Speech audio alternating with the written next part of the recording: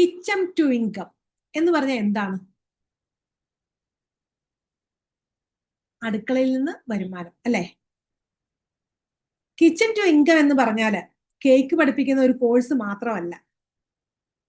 നിങ്ങളുടെ സ്കില്ല്, നിങ്ങളുടെ പാഷൻ, നിങ്ങളുടെ ടാലന്റ്, ഇവയെല്ലാം നമുക്ക് വരുമാനമാക്കി മാറ്റുന്ന ഒരു യാത്രയാണ്.